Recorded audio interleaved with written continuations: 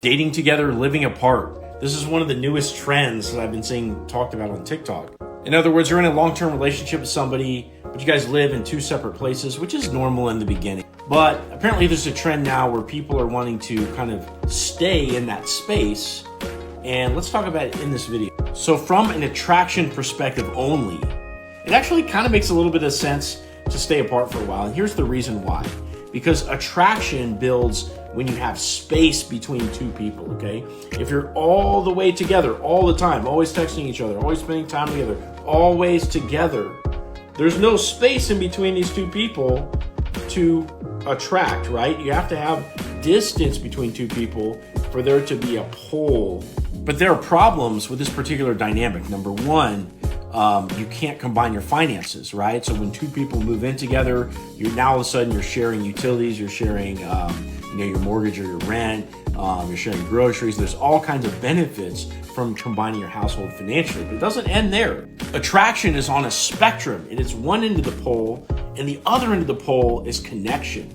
So anytime you have two different parties in a relationship and you're focusing on attraction, what you're doing is you're moving the tick marker further away from connection. And so when two people choose to move in together, not only are they, becoming familiar with each other, and attraction is diminishing a little bit by virtue of that familiarity and the close quarters, but they're also building connection and longevity for what may be a relationship that lasts for a lifetime. They might be having kids together, whatever the case is, but they're building the connection that's going to see them through the hard times.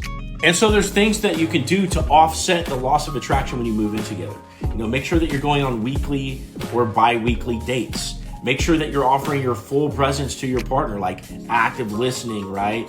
Being thoughtful about that person, looking them in the eyes, really trying to connect to them and who they really are moment by moment. Having been in a really good relationship over the last few years, I've noticed that it really takes another level of connection to get through these hard times. You have to invest in somebody's problems all the way. You got to be there, right? And you have to help them through that. You have to love them through that, despite the fact that those problems affect you. Right? It's too easy to cut and run. And living apart is just an example of putting artificial distance between two people for convenience or for lack of wanting a connection. And while I do think it's a good idea to live apart, in the early stages of a relationship, eventually, especially if you're ever going to get married, which some people are choosing not to get married these days, you've got to move in together to see what that person's really going to be like from day to day before you actually, tie the knot. So at the end of the day, after being a dating coach for the last 4 years, I think it's a bad idea to do that long term. Even though it's going to help your attraction, it's going to hurt your connection. And ultimately, if you're gonna tie your life up with somebody, which is finding the right partner and choosing to mesh yourself, with that person, and if you pick the right one, it's a good thing, you're gonna hurt your chances of being with that person for the long haul.